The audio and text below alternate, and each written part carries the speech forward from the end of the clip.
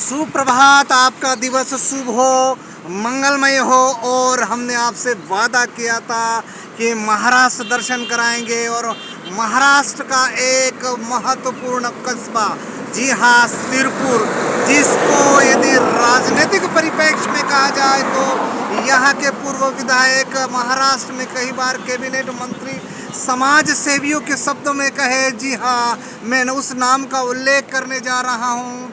वो है अमरीश भाई पटेल। और अमरीश भाई पटेल को विकास पुरुष के नाम से जाना जाता है इस सिरपुर नगर में, क्योंकि उन्होंने कहा था कि सिरपुर को मैं सिंगापुर बना दूंगा, यानी कि विकास के मापदंड के अनुसार सिरपुर में जो आधुनिक काम होने चाहिए उसी के आधार पर उन्होंने ये शब्द कहे हैं।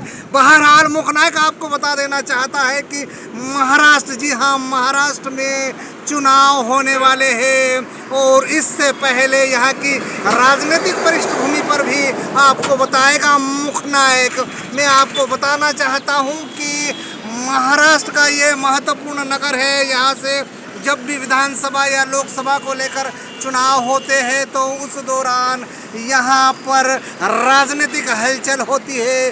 विशेष करके पटेल परिवार के इर्द गिर्द है ये महाराष्ट्र के धुलिया जिले का प्रसिद्ध नगर सिरपुर। और सिरपुर में जब भी अमरीश भाई पटेल के द्वारा कह दिया जाता है तो वही सरकार और वही राजनीतिक पार्टी यहाँ पर सरकार बनाती है।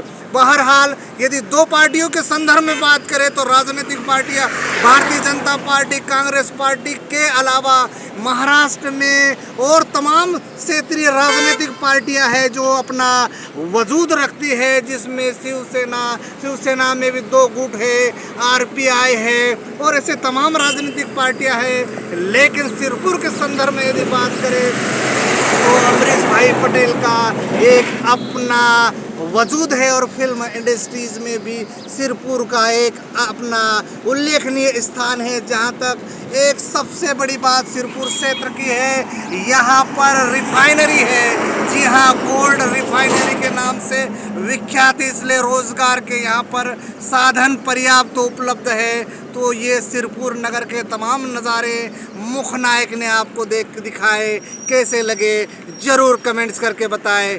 नमस्कार।